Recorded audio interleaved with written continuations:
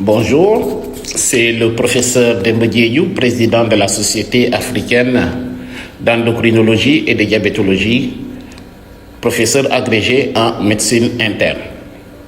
Nous pouvons considérer que le sujet diabétique est un sujet fragile, mais aussi que le sujet diabétique est un sujet à risque de complications pendant le mois de Ramadan.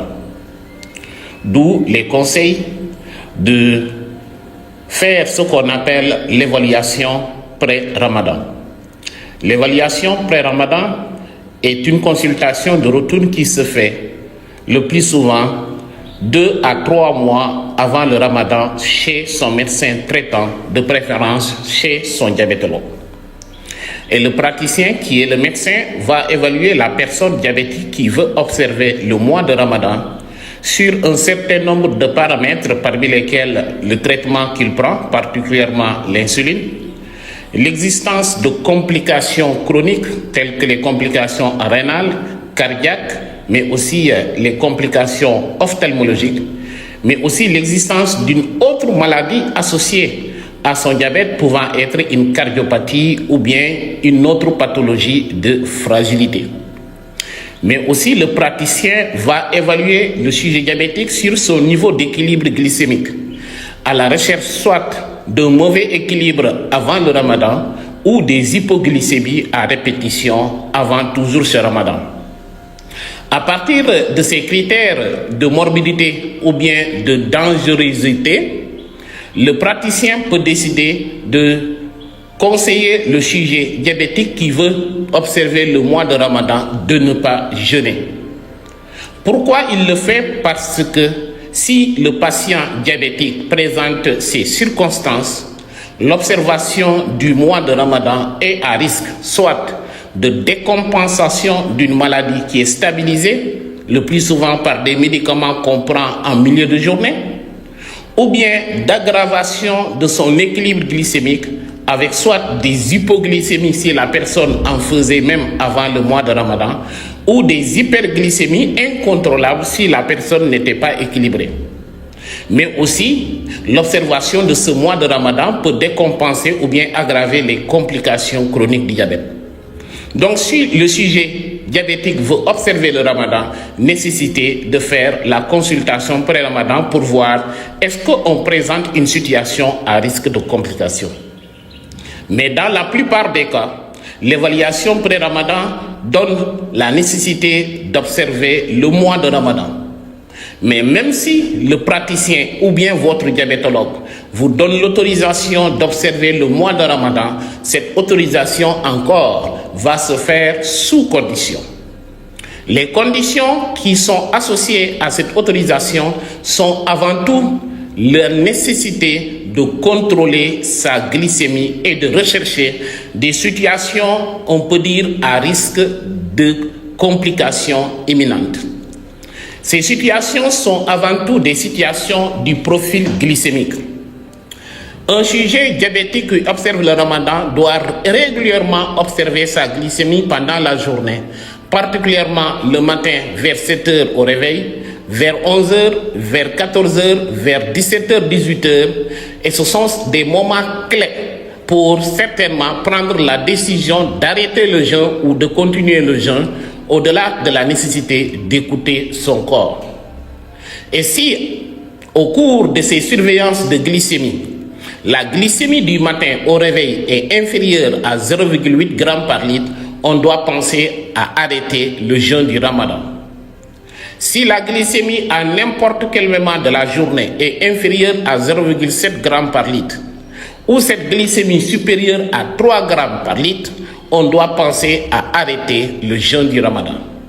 Et enfin, si la personne présente une pathologie aiguë, vomissement, diarrhée, fièvre, n'importe quelle pathologie aiguë ou bien une décompensation de sa pathologie antérieure associée au diabète, on doit penser à arrêter le jeûne du Ramadan. Parce que si le jeûne du Ramadan n'est pas arrêté, vu ces conditions, il y a un risque soit d'hypoglycémie, d'hyperglycémie, de déshydratation ou bien de décompensation de sa pathologie aiguë. Au-delà maintenant de ces situations, quels sont les conseils diététiques à observer entre la rupture et le petit repas du matin? Nous conseillons aux sujets diabétiques qui observent le jeûne du Ramadan de s'hydrater et de boire beaucoup d'eau entre la rupture et le petit matin. Au-delà de la nécessité de s'hydrater avec de l'eau et pas de la boisson sucrée, à la rupture du jeûne, nous pouvons leur conseiller de prendre au maximum 2 dates. Au-delà de ces 2 dates, il peut, dans le cadre même de la rupture, prendre un repas chaud.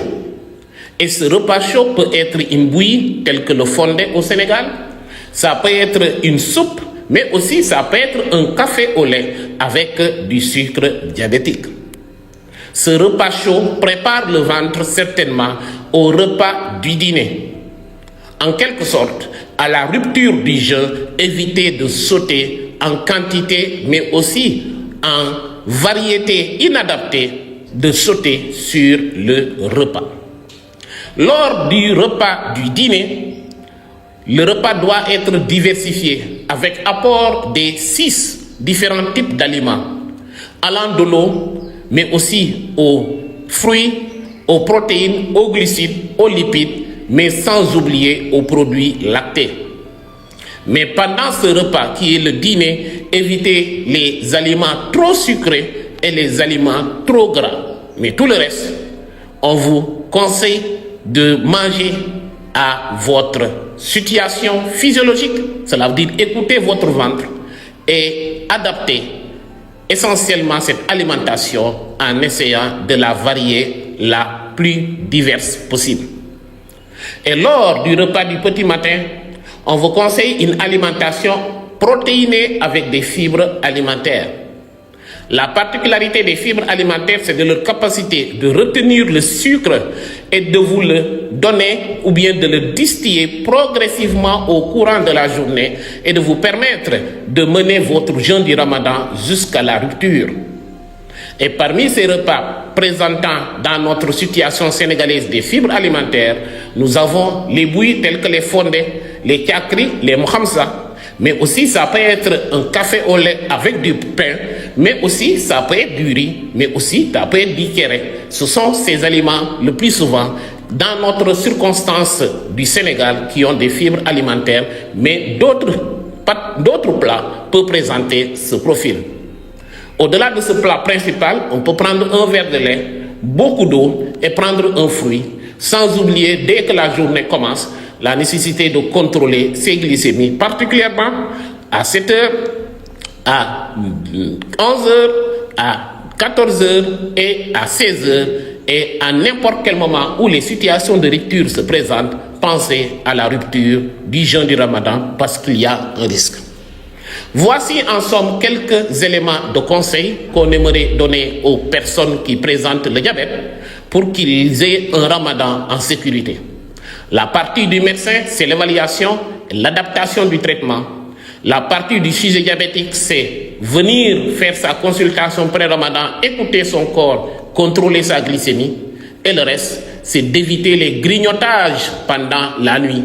Les 3 principaux repas sont la rupture, le dîner et surtout le repas du petit matin. Bon Ramadan à tous les diabétiques du monde, particulièrement du